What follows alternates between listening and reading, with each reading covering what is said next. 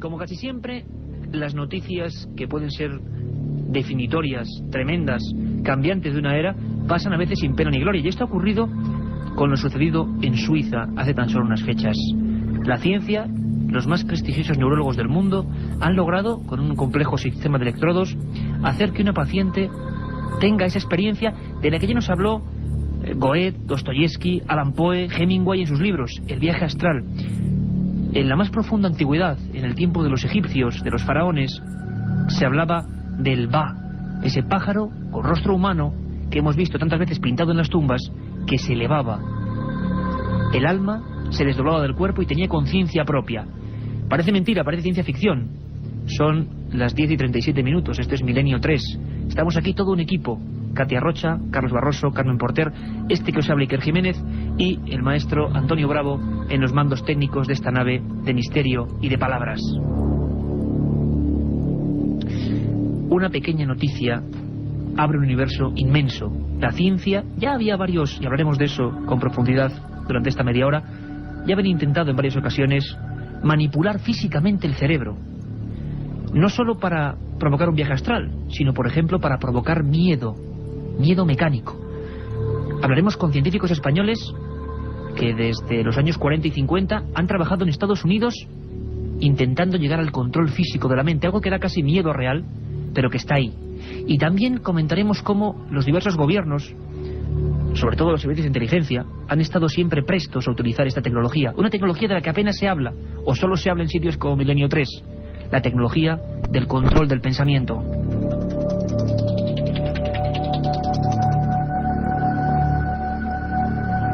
Y ahora vamos a escuchar una música, una sintonía muy concreta, con la que vamos a presentar a nuestro invitado hoy en la penumbra del Estudio 1. Aparentemente, ¿verdad?, una música normal. Escuchemos un momento.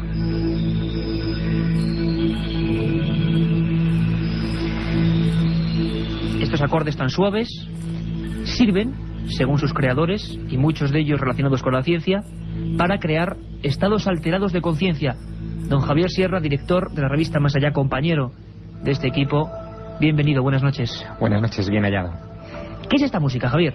Bueno, esta música es una música que ha sido diseñada con una tecnología muy especial. Se llama Emisync y supuestamente, si se escucha en las condiciones adecuadas, a través de auriculares con un tono elevado, puede llegar a provocar casi un milagro, que es la sincronización de la actividad de nuestros dos hemisferios. Los dos hemisferios cerebrales funcionan cada uno con una frecuencia distinta. Escuchando esta música, que tiene acordes distintos, digamos, por el lado derecho y por el lado izquierdo, podría llegar a estimular y a estabilizar la frecuencia a la que trabaja nuestro cerebro y provocar una salida astral. Esto comenzó a investigarse en los años 50, cuando a finales de esa década un ingeniero de sonido llamado Robert Monroe comenzó a tener experiencias espontáneas de salida fuera del cuerpo. Se asustó mucho.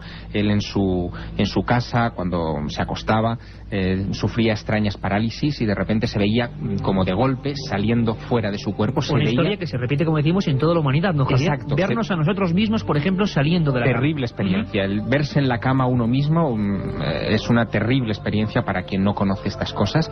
Y Robert Monroe pensó durante muchísimo tiempo que tenía algún tipo de enfermedad incurable. Incluso se llegó a pensar que podía tener un tumor cerebral o algo así. No tenía nada, pero él se dio cuenta de una cosa, que cada vez que se producía ese fenómeno había una vibración en el ambiente. Él escuchaba como un sonido dentro de su cráneo.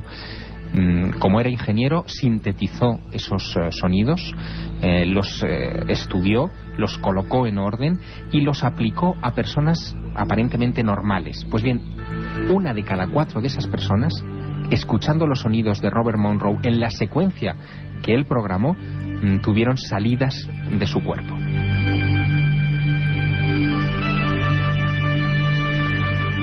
La ciencia persigue hace tiempo la manipulación del cerebro, del pensamiento, de las emociones.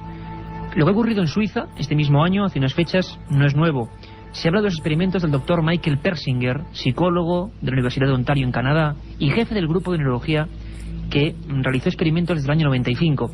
Experimentos tremendos, incluso muy visuales, porque había un casco con electrodos que, emitiendo una serie de corrientes en el lóbulo temporal, conseguían que los pacientes escépticos y completamente alejados del misterio tuvieran, por ejemplo, visiones horrorosas, alucinaciones imposibles de desdoblar de la propia realidad, o incluso esa sensación liviana que tanto hemos escuchado, ese túnel, esa luz, ese desprenderse del cuerpo que tantos nos cuentan en las experiencias cercanas a la muerte. Es increíble, pero esto está ocurriendo. Persinger decía que, al menos en 7 años de estudio, ha habido, manipulando el cerebro, 3 vías muy distintas.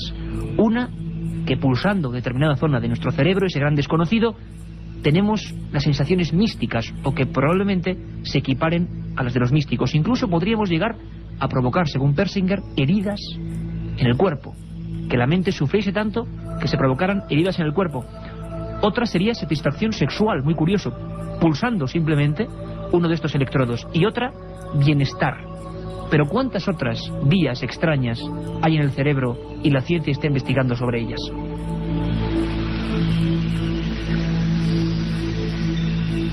Hay un doctor importantísimo en España que ha alcanzado cotas importantes, el doctor Rodríguez Delgado, que fue catedrático de neurología de la Universidad de Yale, ni más ni menos, y director del Centro de Neurología de Madrid.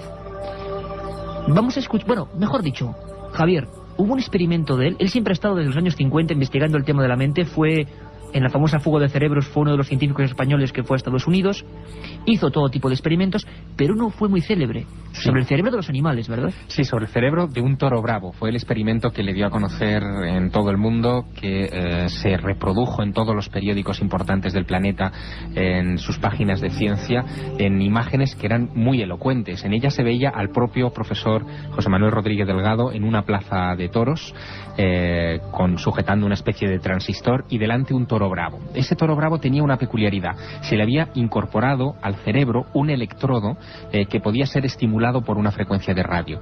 Cuando el doctor Rodríguez Delgado sale a la plaza de toros y se enfrenta al toro enfrente, ese toro evidentemente le embiste. Bien, en el momento de la embestida, él aprieta un botón en el aparato que tenía de transmisión de frecuencias. Ese aparato transmite una señal al electrodo implantado en el cerebro del toro, y el toro frena en seco antes de golpearle. Era la demostración evidente de que se podía controlar a distancia el cerebro de un animal. De ahí las lecturas que se pueden sacar son múltiples, incluso la posibilidad de que el propio Rodríguez Delgado y otros expertos hubieran trabajado, como de hecho lo hicieron, con los servicios de inteligencia norteamericanos para tratar de controlar a distancia un cerebro humano. Y hemos hablado, Javier, con esa eminencia. En el año 3 he hablado con el doctor Rodríguez Delgado y nos respondía de una forma, además, casi, bueno, sin darle importancia a algo que parece que tiene mucha importancia y realmente puede ser básico para el funcionamiento de nuestro propio conocimiento. Le preguntábamos al doctor Delgado si es posible manejar físicamente las emociones, y hoy en día la ciencia puede manejar el cerebro. Esto es lo que nos respondía. ¿Cuál es el centro de nuestra personalidad? Evidentemente el cerebro. Entonces, podemos modificar, variar las emociones, los pensamientos, la enseñanza. Hombre, claro que sí. Y en efecto, en Suiza es donde empezaron todas estas cosas con el profesor Rudolf Hess. En el año 52, casi hace tiempo. Y entonces, en efecto, siguiendo esta línea, me marché a Norteamérica, me parece que fue en el 46 o por ahí, inmediatamente después de la guerra. Y allí, pues sí, hemos continuado estudiando las funciones cerebrales que son modificables por estímulo eléctrico y químico cerebral. La otra realidad. Milenio 3. En la cadena SER. Primer día, llegada al hotel y alojamiento. Segundo día, ruinas de Petra y pistas de Nazca. Tercero, Sábana Santa de Turín, pirámides de Egipto. Ninguna agencia te ofrece un viaje como este, lleno de misterio y aventuras. Solo Iker Jiménez te lleva a las fronteras de lo imposible. Un viaje de 150.000 kilómetros que recorre el lado más enigmático y sorprendente de la historia. Fronteras de lo imposible, de Iker Jiménez, publicado por Editorial Edad. Aparte de gozosos, dolorosos, gloriosos, los misterios de la Iglesia son sorprendentes e inexplicables. La periodista Carmen Porter te ayuda a desvelarlos en Misterios de la Iglesia, una obra que saca a la luz los episodios más impactantes del fenómeno religioso. Exorcismos, apariciones, cuerpos incorruptos, estigmas. Misterios de la Iglesia, de Carmen Porter, publicado por Editorial Edad. La otra realidad. Milenio 3. En la cadena SER.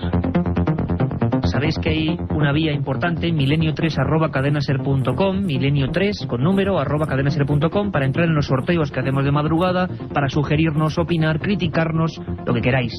Y sobre todo, hay un programa, ese programa de 1 hora de 3 a 4, donde va a haber un montón de historias y de cosas fantásticas. Una muy importante, Carmen Porter. Pues sí, Iker, buenas noches. Hace tan solo unos días en Játiva, en Valencia, el policía municipal Francisco Ellín y otros compañeros de patrulla observaron un extraño objeto que coincide con otros muchos avistamientos de los que ya hemos hablado aquí en el programa, en Milenio 3. Vamos a dar un pequeño avance de lo que comentaremos en la madrugada. Perfecto. Si quieres, escuchamos a ese policía municipal que con otros policías de su patrulla y otros muchos testigos aparentemente han visto algo que luego se ha filmado y de lo que hablaremos profundamente en nuestra segunda edición. Escuchamos al policía Francisco Ellín. Hay una patrulla de policía que está ejerciendo sus labores propias de patrullaje y ven algo en el cielo que les llama la atención porque era algo que no había visto nunca. Entonces me llaman por la emisora del vehículo y cuando voy pues me doy cuenta de que cuando veo aquello que no es el planeta Venus, aquello es un objeto, estaba bastante alto. La forma que pude visualizar con unos prismáticos pues era como si se tratase de un dedal invertido. Emanaba una potentísima luz blanca, totalmente blanca, muy radiante, y luego por los bordes despedía una especie de azulado que iba de un azul clarito a un azul más tomado, más oscuro. Puede ser el último caso en que la policía española se enfrenta y al parecer incluso al mismo tiempo casi en que otros videoaficionados graban en sus cámaras. Los vamos a tener hablando a ellos esta madrugada de todo lo que ha pasado. Luces extrañas sobre Levante. Más cosas, Carmen. Pues como siempre, nuestras secciones de la madrugada, los comentarios de libros, el informativo, las leyendas urbanas, viajes y muchas más cosas. Y además, que no se me olvide comentar a todos los oyentes que el próximo viernes, 20 de diciembre, pues parte del equipo de este programa, de Milenio 3, acudiremos a Córdoba, donde daremos unas charlas con imágenes y sonidos exclusivos. El lugar, la calle Doctor Rodríguez Maya 8. Calle Doctor Rodríguez Maya 8 y la hora a las 8:30 de la tarde. Este viernes, 8:30, el equipo de Milenio 3 se va a Córdoba. Os esperamos.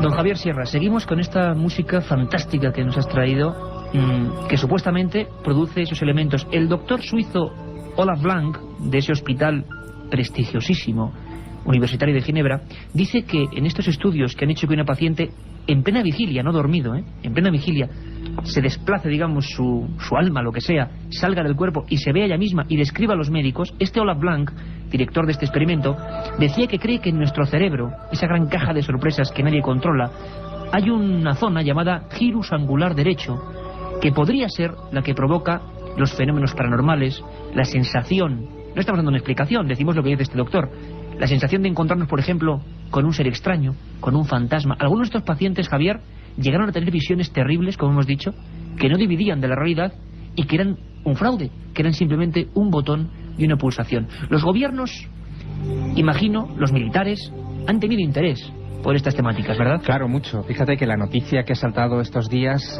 lo que trata es de explicar o de cancelar, digamos, el misterio en torno a los viajes astrales y otros fenómenos paranormales, atribuyéndolo simplemente a disfunciones cerebrales o a estímulos que recibe nuestro cerebro y que provocan esa especie de visiones que por lo tanto son internas y no objetivas. Pero hay un problema muy serio con el asunto de los viajes astrales, y es que durante muchos años se ha venido comprobando cómo algunas de las cosas que se veían en el desplazamiento astral pues realmente estaban ahí. Tanto es así que en los años 70, en plena Guerra Fría, tanto soviéticos como norteamericanos crearon grandes programas de investigación dedicados precisamente a reclutar gente que tenía habitualmente ese tipo de experiencias astrales de manera espontánea, a encerrarlas en habitaciones en el Pentágono o en institutos de defensa en los Estados Unidos de lo más variado, y a tratar de estimular que esa gente volara hacia objetivos militares enemigos muy concretos para que trataran de describir de una manera limpia, barata y absolutamente indetectable pues el próximo objetivo la panacea militar. De la visión remota, ¿no?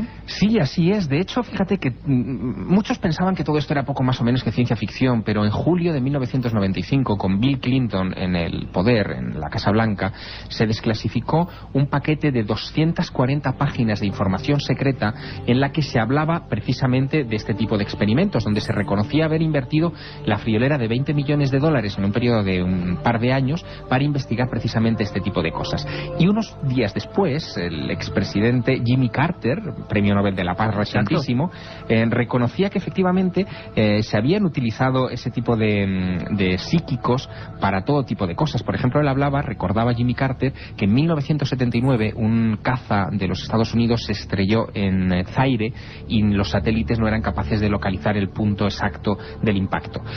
Jimmy Carter recurrió a ese personal especial con el que estaba trabajando en esos momentos el Pentágono, y un psíquico llamado Pat Price detectó las coordenadas exactas donde estaba el avión siniestrado, dio las características exactas de cómo estaban desperdigados los restos de ese avión, y al cabo de pocas horas los satélites ubicaron con precisión el objetivo. Es decir, una cosa absolutamente asombrosa. Es muy curioso, Javier, porque incluso nos hemos metido a fondo en este enigma del desdoblamiento del cuerpo, que da para un programa y para muchos más, evidentemente, pero por ejemplo, doctores universitarios en Holanda hicieron una experiencia entre el año 88 y el año 92, experiencia en 344 pacientes con paro cardíaco y diagnóstico de premuerte o muerte clínica.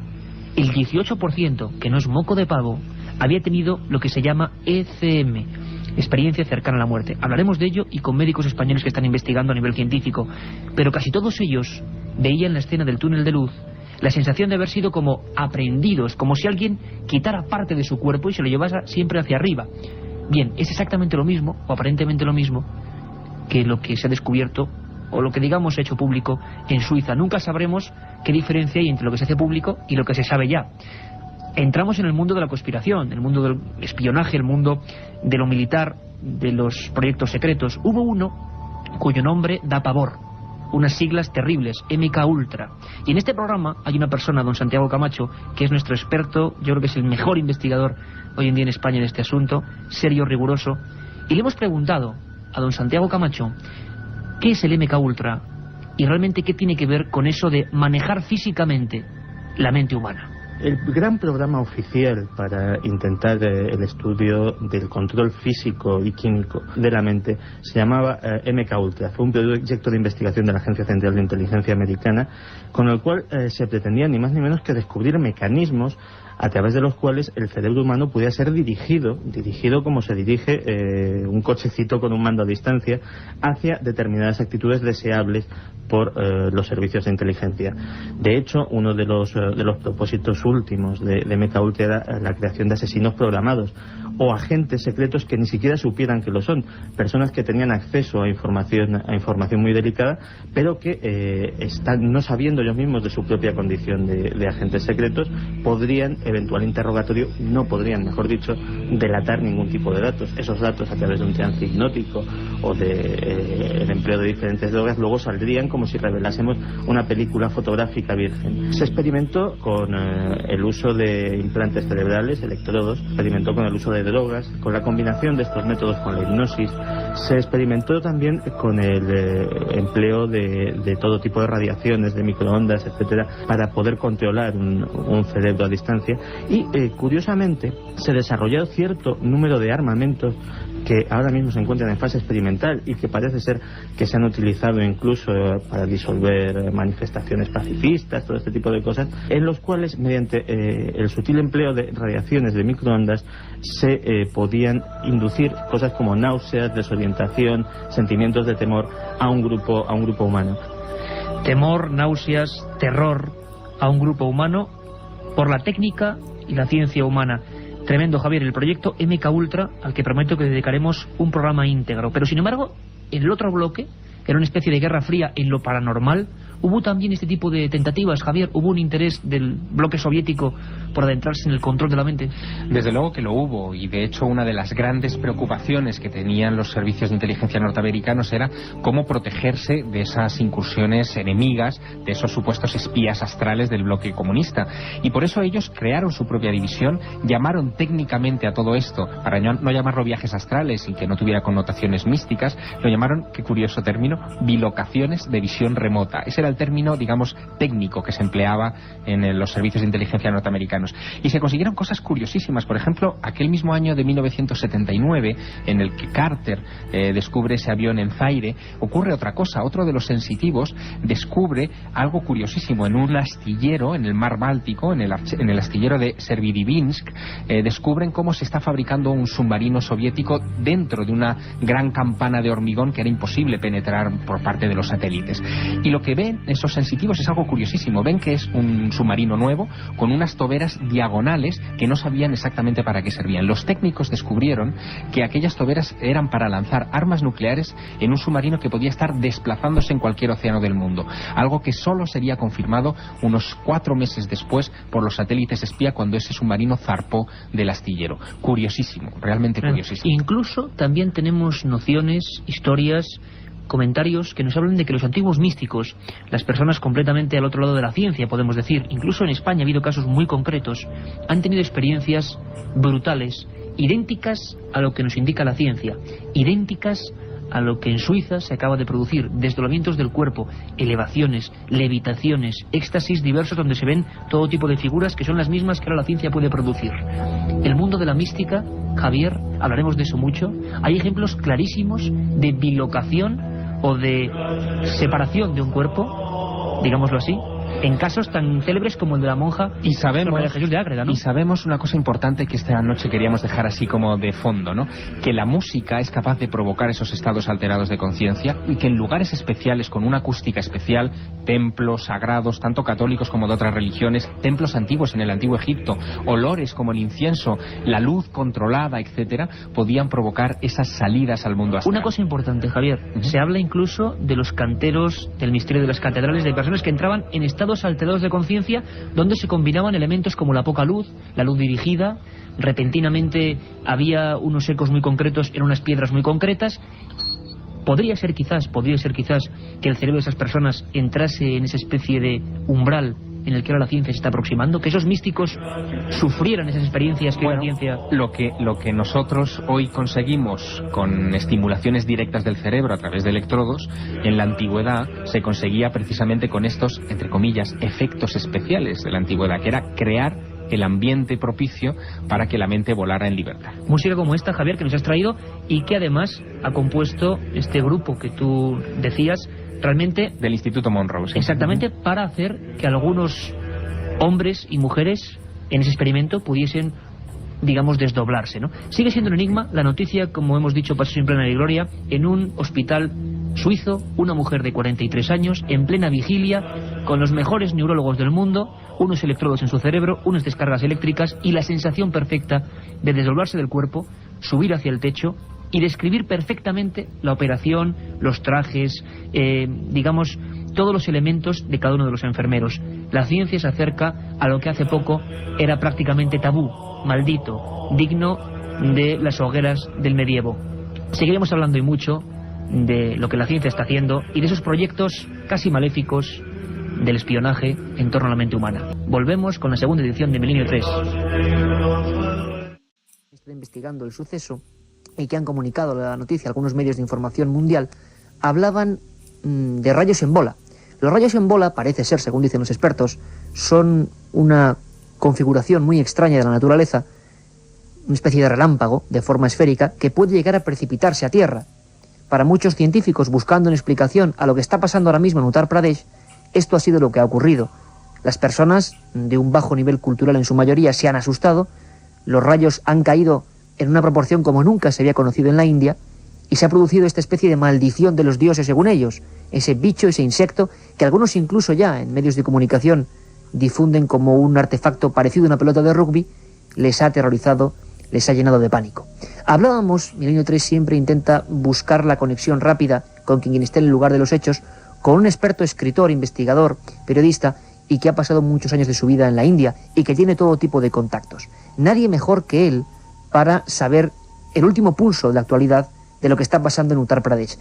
Les recuerdo, 11 víctimas, personas, algunas de ellas niños, matándose o matando a sus semejantes por miedo a esta especie de histeria colectiva surgida en algunas regiones de Uttar Pradesh, en la India. Esta misma semana ha habido nuevas muertes. Preguntábamos a este hombre, a Robert Goodman, qué estaba pasando, qué ocurría, cuál era la última hora. Y esto es lo que contestaba a los micrófonos de Milenio 3. Bueno, mira, desde hace más o menos medianos del mes, yo creo que el primer ataque que se produjo era alrededor del 18 de agosto.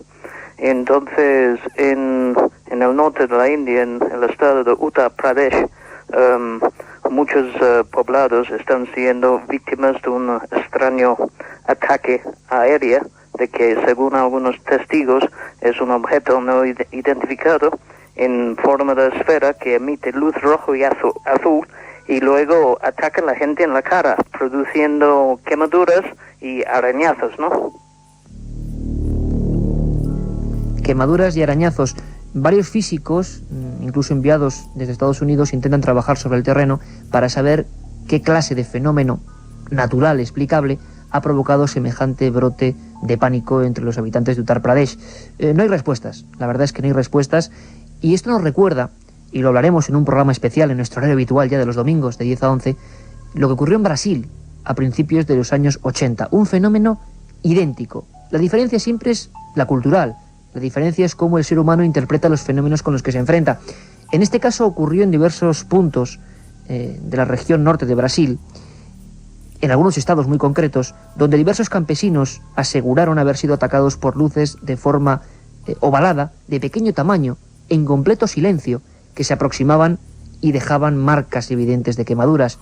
Tan es así que algunos de los medios más importantes de los estados de Paraná o Belo Horizonte sacaban en sus portadas dramáticos titulares hablando de las luces vampiro de la Amazonía. Un día les prometo que haremos un programa con testimonios desde allí de lo que ocurrió y con el investigador, el periodista que mejor ha investigado esos hechos, Pablo Villarrubia Mauso, que ya ha estado esta temporada, ya ha estado en los micrófonos de Milenio 3. Fue un caso que, como siempre ocurre, desapareció. El enigma, la explicación, lo que fuese, lo redujo a cero a nivel informativo. En la India está pasando ahora, está ocurriendo ahora, pero nadie sabe cuáles son las causas y, sobre todo, estoy muy seguro que en apenas una semana o dos dejaremos de hablar de esto. En Brasil hubo ataques a personas incluso con pérdida sanguínea y fotografías forenses impresionantes en ese año 80 y 81. Sin embargo, lo que nunca había ocurrido es que el fenómeno no ha matado a otras personas, sino que han sido las propias gentes las que, asustadas, las que saliendo en avalancha a algunos sitios, han atropellado y matado conscientemente a personas que incluso han confundido con el Muncha, lo que llaman ellos a este insecto que agarra. Robert Goodman repasa, comenta lo que a él le parece las hipótesis que ahora mismo se están barajando, y son muchas, muy amplias. El espectro es realmente importante. Desde armas secretas, experimentos realizados por Pakistán, recordemos siempre la durísima pugna entre Pakistán y la India, o incluso cosas venidas del espacio exterior. Hay un abanico muy amplio. Los científicos ahora mismo, a estas mismas horas, están investigando. Esto nos contaba Robert Goodman. Es muy fácil decir de que en sus mentes de que puede ser cualquier cosa. Ahora bien, la versión oficial tampoco es muy alentadora, porque algunos dicen que es una arma secreta pakistaní que están comprobando para sembrar el terror en esta zona de la India pre una guerra entre los dos países. Otros dicen que es una especie de insecto desconocido. Otros dicen de que no solamente es una especie de insecto desconocido, es un producto de un laboratorio militar, incluso indio, que han hecho un insecto con estas propiedades tan extrañas para atacar a la gente, para ver qué tipo de histeria de masas produce, ¿no? Aparte de gozosos, dolorosos, gloriosos, los misterios de la Iglesia son sorprendentes e inexplicables. La periodista Carmen Porter te ayuda a desvelarlos en Misterios de la Iglesia, una obra que saca a la luz los episodios más impactantes del fenómeno religioso. Exorcismos, apariciones, cuerpos incorruptos, estigmas. Misterios de la Iglesia, de Carmen Porter, publicado por Editorial Edad. Oiga, por favor, ¿el realizador del spot de Bacardi 5? Sí, soy yo, queda bien, le gusta, ¿eh? Sí, lo hemos estado visionando, está bien. Dice usted Bacardi 5, dice usted que es un ron oscuro, que es distinto al normal. Queda muy bien, yo creo. Dice lo de añejado al menos durante 5 años en barrica de roble americano. A punto, está bien. Vamos de la cámara de arriba, está muy bonito. Bien. Ahora una sola cosa, que en vez de salir la botella de Bacardi 5, sacaste una lata de tomate. Pues es que mi mujer tiene un supermercado y digo, pues aquí le damos salida. Ya, pues es que no es lo mismo, ¿eh? Pero iluminado bien, ¿no? Sí, no, la iluminación está correcta. Eso es lo importante. Bacardi 5. El ron añejo que no te esperabas. La otra realidad. Fenómenos extraños. Misterios sin resolver. Milenio 3. En la SER. El misterio se ha instalado en Uttar Pradesh. Lo volvemos a repetir. Personas supuestamente apaleadas, quemadas algunas. Los forenses trabajando absolutamente a destajo para saber qué se oculta tras este último enigma ocurrido en el mundo. Tenemos, además precisamente de viaje de investigación, a nuestro compañero Javier Sierra, periodista que ha seguido atentamente estas noticias y que todavía todo son especulaciones, todo son teorías, pero al parecer hay ya síntomas condicionantes que, como decíamos antes, lo equiparan a otros casos como los de Brasil anteriores. Javier Sierra, buenas noches. Hola, buenas noches. Te pillamos en plena ruta, lo sabemos, pero te hacemos un atraco prácticamente en vivo y en directo para comunicarte, bueno, pues los últimos datos, nuevas personas apaleadas en la región norte de Uttar Pradesh, personas linchando a otras, ya no solo por el fenómeno luminoso extraño, nos comentaba Robert Goodman, de una luz pelota de rugby roja y azul, sino que incluso muchos ya consideran que otras personas pueden estar afectadas por ese monstruo que rasga la cara. Una historia que nos retrotrae casi al medievo. Javier, tu opinión personal, ¿qué puede estar pasando ahora mismo en la región deprimida de Uttar Pradesh? Bueno, yo creo que hay que contextualizar los hechos. En realidad, lo que en este mes de agosto ha estado sucediendo en la India no empieza exactamente en agosto, sino que empieza en marzo, cuando son observados varios objetos similares a los descritos en esta región de Uttar Pradesh en la zona de Calcuta. Varios testigos vieron una luz, decían, 20 veces más grande que el tamaño de una estrella, emitiendo destellos también azules y blancos, sobrevolando esta ciudad, y que en ningún momento fueron capaces de identificar con ninguna clase de aeronave conocida. Ese fue el inicio, digamos, el disparador de esta oleada que ha culminado en estas últimas semanas.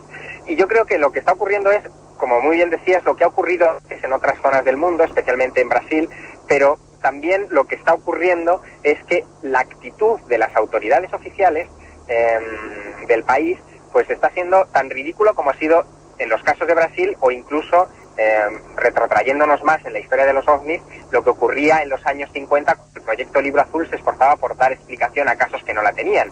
En los años 50 se hablaba de que los ovnis eran un gas de los pantanos, una explicación muy famosa. En el caso de Pradesh se está hablando de un insecto extraño que es el que está causando estas afecciones en la piel, obviando absolutamente las descripciones de estas bolas luminosas que sobrevuelan estos poblados. Javier, incluso Robert Goodman, experto y con muchísimos contactos en esa misma zona de la India, nos hablaba que las últimas teorías que están reflejando incluso de Indian Times y todos los periódicos principales, tanto digitales como de prensa en papel, hablan incluso de que la gente está aterrorizada porque piensan en un arma de un país contrario, un país en conflicto como es Pakistán, o incluso hablan de un insecto mutado o realizado en laboratorios propiamente de la India. Es decir, las teorías ya corren absolutamente libres. ¿Y qué puede estar pasando? ¿Tú crees que tiene algún tipo de verosimilitud todo esto? Yo creo que no. De hecho, la teoría del insecto mutante ha sido divulgada por un importante jefe de policía del área, que ha sido el que ha lanzado las campanas al vuelo sobre este asunto, tratando de explicar las heridas, muchas de ellas producidas en la cara y en las extremidades de los testigos, que atribuyen a alguna clase de infección por picadura. Pero en realidad no nos estamos enfrentando solo a este tipo de heridas que no tienen, por las fotografías que se han divulgado a través de las agencias internacionales de noticias, el aspecto de picaduras, sino el aspecto de quemaduras. Estamos hablando de un efecto colateral muy asociado a la proximidad de objetos no identificados. Incluso este asunto fue debatido hace algunos años en el seno de las universidades norteamericanas por un panel de expertos llamado el panel Sturrock, que hablaba de los efectos físicos que provocaban la proximidad de ovnis en testigos, y que, qué curioso, según este panel de científicos, serían las que nos darían la clave del misterio de los ovnis, porque estaríamos hablando no solamente de testimonios visuales, sino de efectos físicos sólidos sobre estas personas que, bueno, han visto alterada su ritmo normal de vida. Incluso ya se está hablando en India de muertes, ¿no? Muertes casi prácticamente, dicen ya 11, un dato aterrador. Don Javier Sierra, muchísimas gracias, y te emplazo aquí al estudio 1 de la cadena SER Milenio 3, ya en nuestro nuevo horario, domingos de 10 a 11, para hacer un programa sobre eso, sobre fenómenos físicos en las personas supuestamente provocados por objetos volantes no identificados, sean lo que estos sean. Un abrazo muy fuerte, Javier, y muchas gracias por atender a la llamada de Milenio 3. Otro para todo el equipo. Un documento incluso más sobrecogedor que todo esto, hablaremos de ello.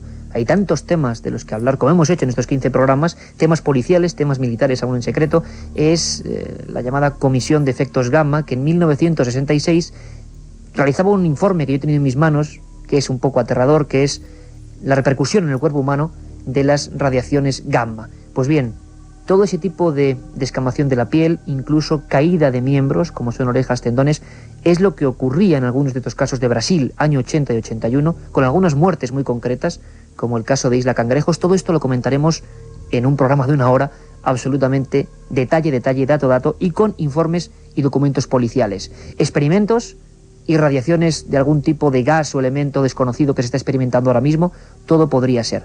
Están pasando cosas este verano como no han pasado en otras muchas partes. Hace no mucho tiempo hablábamos de Argentina, con los veterinarios oficiales del SENASA, hablando de mutilaciones muy misteriosas en Argentina que nadie puede resolver ni ha resuelto. El tema se ha callado por completo. E incluso este verano hablábamos de objetos extraños sobrevolando Washington. Los corresponsales de la SER hablaban desde allí. Es decir, ha sido un verano movido. Y acabamos el verano con un informativo especial. Este programa especial hoy, más corto de Milenio 3, anunciando nuestro próximo horario, lo hemos dedicado un poco a las noticias. La India quizá ha sido lo más espectacular, lo más fuerte, pero ha habido muchas más. Incluso es noticia también lo que está pasando en Egipto, en el país de los faraones. Allí nos iremos dentro de no mucho tiempo. Os dejo con el informativo que cada semana hacen Carmen Porter y Carlos Barros. Un pequeño robot mecánico se adentrará en uno de los grandes misterios que todavía encierra la Gran Pirámide de Egipto, un secreto que lleva unos 9 años aletargado desde que el ingeniero alemán Rudolf Gantenbrink descubriera una puerta con 2 pomos en uno de los canales de ventilación de la Cámara de la Reina, una puerta que no llegó a abrirse en aquel momento y que ahora, casi una década después, podría destapar la existencia de alguna cámara desconocida. Todo está preparado e incluso cualquier posible hallazgo podría llegar hasta nosotros en directo a través de una emisión especial de National Geographic. Enseguida nos cuentan más detalles desde Egipto. Antes repasamos otras noticias que luego desarrollamos. Titulares con Carmen Porter. Se va a editar en España, después de casi 100 años, el libro de los destinos descubierto por Napoleón en sus campañas egipcias. Fenómenos, poltergeist y estigmas en Argentina. Exorcismos en Jordania. En Egipto está hoy nuestra primera parada. Dentro de 2 semanas un equipo de arqueólogos sacará del baúl de los recuerdos un viejo proyecto olvidado desde hace casi una década. Fue en 1993 cuando Rudolf Gantenbrink descubrió casualmente, mientras limpiaba los canales de ventilación de la Gran Pirámide de Giza, una puerta de la que hasta ese momento nadie tenía noticias. Una pequeña portezuela con 2 salientes a modo de pomos que nadie ha traspasado, al menos que se sepa. En Egipto, preparado para asistir a este gran acontecimiento, se encuentra el investigador Manuel Delgado, con quien Milenio 3 acaba de hablar. Hola, pues nada, estamos aquí justamente al lado de la Gran Pirámide porque hemos estado comprobando cómo es la Cámara de la Reina, una de las cámaras principales de este monumento. Un monumento, el máximo exponente de las maravillas de la antigüedad, el único que se mantiene, pues tiene en su interior en este momento un montón de cajas. Hemos logrado descubrir en ellas aparatos de medida, aparatos, monitores, cámaras y por supuesto el famoso robot, este robot que se va a introducir por este canal de ventilación de la cara sur de la Cámara de la Reina para intentar descubrir de una vez por todas qué es lo que existe detrás de esa puertecita que descubriera Rudolf Gantenbrink. Manuel Delgado, ¿qué puede ocurrir? ¿Qué piensas tú desde allí, desde Egipto? ¿Crees que se sabe ya algo? ¿Que el propio gobierno egipcio sospecha que pueda haber otras vías, otras cámaras? Y sobre todo también, ¿qué opina de todo esto Rudolf Gantenbrink? Pues en primer lugar, Rudolf Gantenbrink opina y tiene una teoría que saldrá próximamente en un libro muy desarrollado y fantástico, que existe ahí un cadáver. No puedo decirte más porque es una primicia, ya lo comentaremos un poco más en otro programa, pero tiene que haber allí un cadáver. Lo que pasa es que la Gran Pirámide es la única de todo Egipto, de las 120 pirámides que emergen en toda esta orilla occidental del Nilo, que tiene canales de ventilación, mal llamados canales de ventilación, porque realmente no salen al exterior de la pirámide, con lo cual no se sabe, no hay ninguna otra referencia para saber para qué servían. Lo que está claro es que aquí se está hablando de estatuas, se está hablando de rituales, se está hablando de simbología, se habla incluso de libros o de papiros con los libros más sagrados del antiguo Egipto, posiblemente aquel libro de Tot, pero indudablemente, sea lo que sea, pues va a ser un gran descubrimiento arqueológico a nivel mundial e internacional. Manuel Delgado, desde la meseta de Giza en Egipto, espero que muy prontito estemos por allí, ¿no? Pues están todos permisos preparados, Iker, para hacer ya algo serio. Seguir estas noticias desde el punto donde se producen, noticias que pueden cambiar incluso la historia, noticias que por supuesto Milenio 3 va a protagonizar y no sé, una especie como de avanzadilla de la información más extraordinaria sobre todos estos casos, sobre la arqueología, la historia y por supuesto de los misterios. Milenio 3 estará en Egipto y en Egipto seguimos. Arqueólogos y franceses y egipcios han encontrado en el fondo del mar Mediterráneo las ruinas del puerto de Heraclión, el primero al que llegaban los barcos en el Antiguo Egipto. Los restos se encuentran cerca del Golfo de Abukir, al este de la mítica Alejandría. El tesoro hallado está compuesto por decenas de artefactos que datan de hace más de 2000 años y que incluyen 2 estatuas monumentales, varias inscripciones conmemorativas y miles de joyas, amuletos y monedas. También se localizaron los restos de una muralla y la base de un templo, con varias esculturas de deidades egipcias, a las que también adoraban los comerciantes y colonizadores griegos. Entre las figuras descubiertas destaca una de 5 metros de altura que representa al dios Api, divinidad del río Nilo. Una editorial de Jaén va a editar el libro de los destinos. Se trata de un pequeño manual cuya última edición en España se remonta al año 1904. Casi 100 años después podremos tener nuevamente en nuestras manos este libro de predicciones que consultaba el mismísimo Napoleón antes de tomar alguna decisión importante. Nos lo cuenta desde nuestra redacción en Andalucía Leticia Prieto. Cuenta la historia que un soldado de Napoleón encontró el texto en un pergamino que arrancó de las manos de una momia hallada durante el saqueo de tumbas egipcias.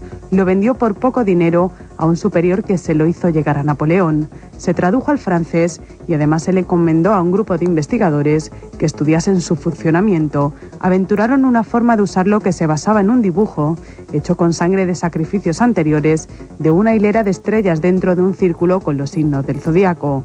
Napoleón siempre le preguntaba a este oráculo y este siempre le daba la respuesta acertada. El pergamino original desapareció y la última edición que se conoce es de 1904. Hoy, casi 100 años después, el oráculo, el libro de los destinos, volverá a estar en las tiendas.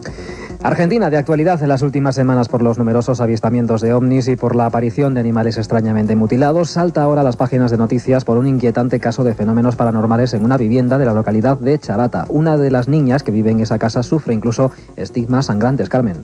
Los poltergeists se están produciendo en la vivienda de la familia Díaz. Una de las hijas, de 13 años de edad, presenta estigmas sangrantes en su cuerpo y tiene visiones de figuras humanas desconocidas. Además, en las ventanas y paredes aparecen escrituras, en una de las cuales se podía leer: elegí a la menor por tener la mente más débil. La familia, aterrorizada por los fenómenos que se estaban produciendo, decidió llamar a la policía, que se presentó en la vivienda, y tras observar lo que allí ocurría, aseguraron que ellos no podían hacer nada y que acudieran a la iglesia. Estos tampoco pudieron ayudar a la familia. Les contamos ya otras noticias de forma breve.